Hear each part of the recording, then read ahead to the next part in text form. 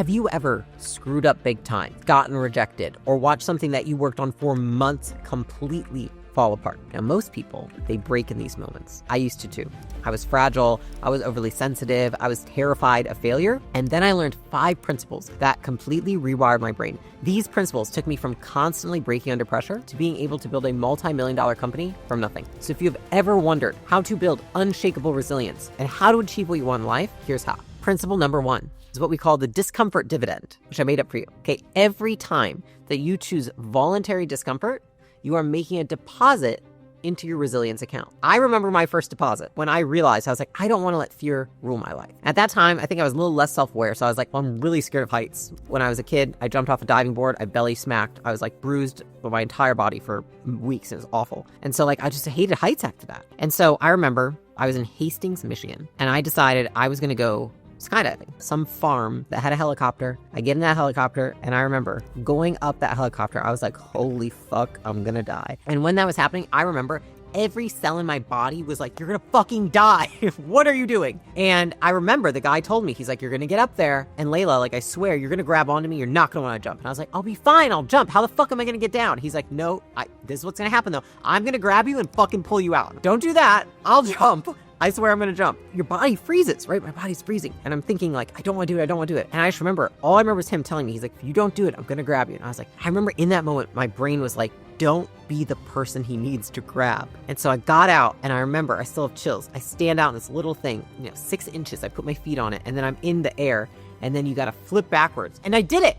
And I blacked out right after. So I don't remember what happened exactly, but I do remember when the parachute pulled after I came out from my blackout, and somehow I landed. But what happened after that was amazing, because I said to myself, if I can jump out of a plane when every instinct inside of me is saying no, what else can I do? I can go rock climbing, I can go ziplining, I can speak in front of thousands of people. There's a dozen things that used to paralyze me with terror. I can do it. So that single act of voluntary feeling terrified, it unlocked a whole new level of what I knew I could do. The same thing happened to me with the first time that I traveled overseas. The same thing happened to me when I spoke in front of 5,000 people for the same time. The same thing happened when I ran a company of over 100 people. Instead of avoiding the things that scared me, I said yes to the opportunity. And I deliberately put myself in that discomfort again and again and again, so my nervous system could learn this is not a threat, this is training. Now, things like traveling abroad, speaking in front of people, I look forward to those things. Do I still get somewhat nervous? Yes, but I would say it's a healthy amount of concern I want to do a good job, but most of the time I'm excited. And the reason I'm excited is because I've rewired my brain to see that these things are not threats. They're opportunities to expand my life and expand my capacity as a human. I know that you probably feel and see your comfort zone as this like amazing, cozy and delicious place, but no dreams are achieved there. You do not meet your future self there. People who deliberately expose themselves to controlled discomfort, they recover exponentially faster when a real crisis hits. Every time that you voluntarily choose discomfort, you expand your capacity. When you choose discomfort, your life gets bigger. When you walk away from it, your life gets smaller. So this brings us to principle number 2. I call it the ownership effect, and I made that up for this video. The real difference between people who get everything they want in life and people who just keep dreaming is not talent, it's not luck, and it's not timing, and that is ownership. Really early in building acquisition.com, which was only 4 years ago. So I hired somebody who turned out not just to be, like the wrong person, but they were actually fairly dangerous to my team and my business. And I remember at that time, my inner dialogue wanted to be victim. I was like, they weren't ready, they weren't committed, they lied to me in the interview process, they did all this behind my back. I started looking at them like, all these bad things, right? But then when I asked myself the question, how am I responsible for this? I immediately saw where I had gone wrong. I was still a little timid in how strongly I felt about the type of leadership I wanted in the company. I also hadn't verified their skills before throwing them into the deep end. Like, I hadn't checked alignment on what success looked like. And I had essentially hired somebody hoping that they were gonna be able to be who I wanted rather than making sure of it. And so all those things, it sucks to admit, and I hated it, and I felt like I hated myself for a second there, but it was the truth. And the thing about the truth, and when we tell ourselves the truth, is that if we create the problem, we can also solve the problem. So if I chose poorly, I can choose better in the future. If I'm responsible for failure, I'm also responsible for success the next time I do it again. So if you want to recover from setbacks faster, what can you do? You can take responsibility. People who recover from setbacks faster and stronger are the ones who believe that they are the ones who created the setback. So you see sometimes people try to protect their ego by deflecting the setback back, deflecting the way that they failed or made a mistake, those are actually not the strongest people. They're so insecure that they can't admit that they made a mistake or that they did something wrong. And so, in other words, if you think the world happens to you, you're defenseless. But if you think the world happens because of you, you will feel unstoppable. And in that situation that I had, making that bad hire, what it showed me is that every failure, it's just data. What do I need to do next? What do I need to fix? What can I do better? I genuinely do not fear failure anymore. I don't even use the word failure, which is kind of funny making this video. Like, you may hear that word and be like, I relate to that. Like, I don't use that word. I did something wrong. I made a mistake. But like, at the end of the day, I'm learning.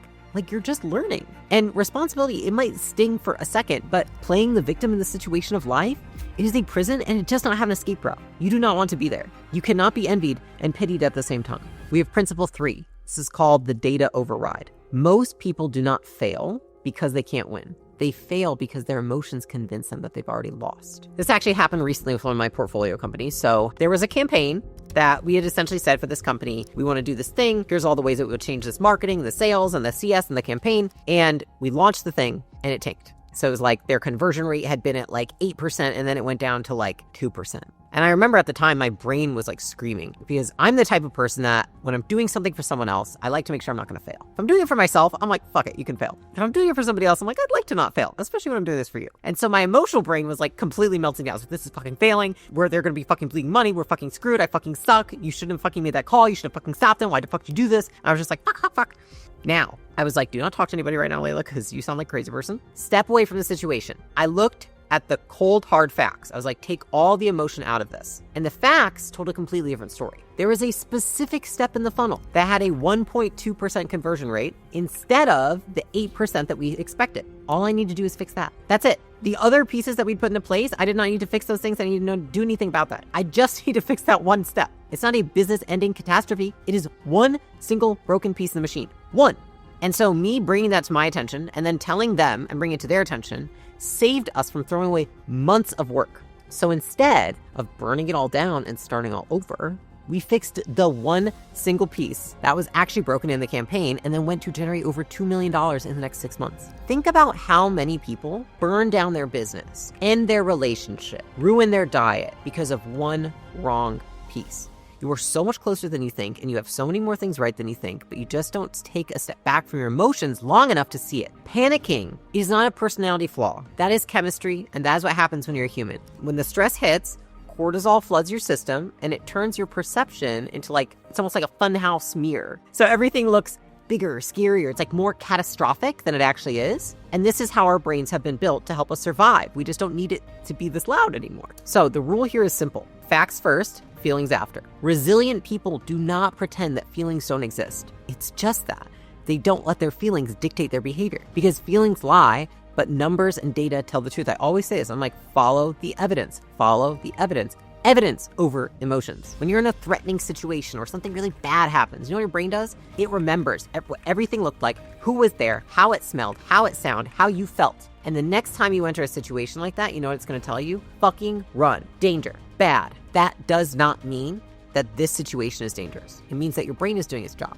It's just that you, if you don't know how to drive the car, aka your brain, then you're going to go off the road because you're like, oh, it told me. No, it's what it's supposed to do, but it's a false alarm. Now, principle number 4, commitment costs you. This is the truth that most people will not tell you. Everybody dreams of the dream body, the dream relationship, the dream company, right? Like for me, I always had dreamed of a fast growth company with an amazing culture that I built with my spouse that set a new standard for what it meant to love the work that you do. Dreaming of that was something that I had dreamed of, but dreaming of it wasn't the hard part, because the real question is, what are you willing to give up for it? So for me, what did I have to give up to have that dream? I had to give up sleeping in. So I had to wake up at 4:30 every day, if not 4 o'clock, when my body was like, holy crap, this is a shock to our system. For the first 3 years of my business, I had to give up comfort to have hard conversations with people while they were joining my team. I had to give up 8-hour workdays because I was no longer coming in and coming out of work. I was the owner. I had to be there and be on the clock for the first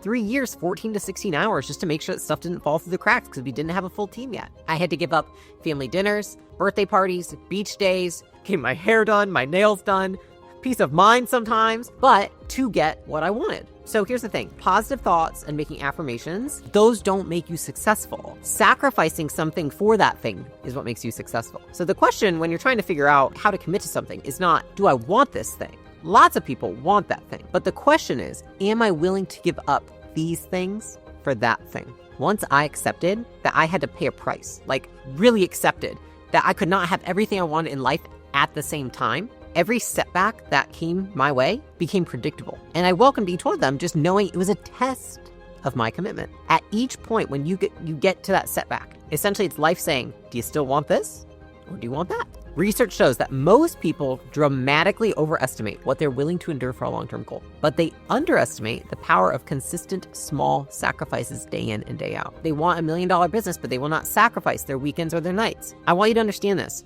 There's nothing wrong with you if you're not willing to give up things for that dream. That is fine.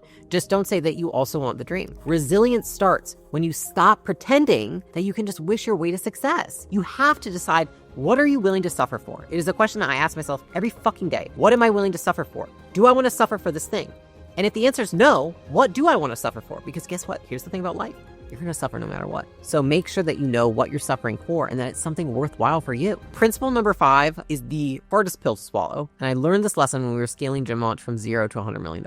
When I was doing that, it was the first company I ever built. Every day felt like firefighting in a tornado. I could predict nothing because I'd never done it before. Competitors were attacking us. Laws were changing. COVID hits. It was crazy. But what carried me through that, it was not inspiration and it certainly was not motivation. Both of those things are very fickle and they will fucking abandon you when you need them most. What saved me was my consistency. Showing up when I didn't want to. Having hard conversations when my throat was tight. Holding people to standards. Making the calls. Writing the emails. Solving problems day after day after day after day. And not beating myself up when I was not perfect. That consistency got me through that chaos. And it transformed me into somebody who thrives in it. So things that once felt impossible, it just became every day. It was like, that's Tuesday or Wednesday or Saturday. That's just another day. And that's the secret. You don't wake up one morning and become magically resilient and skilled. You build resilience, rep by rep, choice by choice, day by day. If you show up consciously and you ask yourself, like, are these things going to make me better? And then you do those things, even though they're uncomfortable, you will become resilient. You take responsibility. You act on the facts and not the feelings. And little by little, what you'll see is that things that would have crushed you soon are things that are easy for you to do. It is not built in one heroic moment. It is built in 1,000 small moments when nobody is watching, where it would have been easier to avoid the thing. If you train these choices like your life depends on it, because it does, how your life ends up does depend on it, then all the setbacks that you come across, they will not be threats anymore. I think about it all the time now. It's like the moment a challenge hits, I'm like, how do I use this to make me better? That's the question I ask. How do I use this to make me better? Failure, as you say, becomes fuel. And when those storms hit of life, that is your fucking training ground. That is how you become the person you want to be. Everyone says, gosh, I wanted that thing, but then this happened. This is preparing you for that. You can't get that unless you overcome this. It's through it. And nobody ever sees it. And it kills me because it's like everything that's happened in my life that has felt like a major setback has actually set me up for success. I never knew it in the moment. And then always looking back, I was like, fuck, that was so hard. But if it hadn't happened, I wouldn't have been able to become that person that I'm really proud that I am now.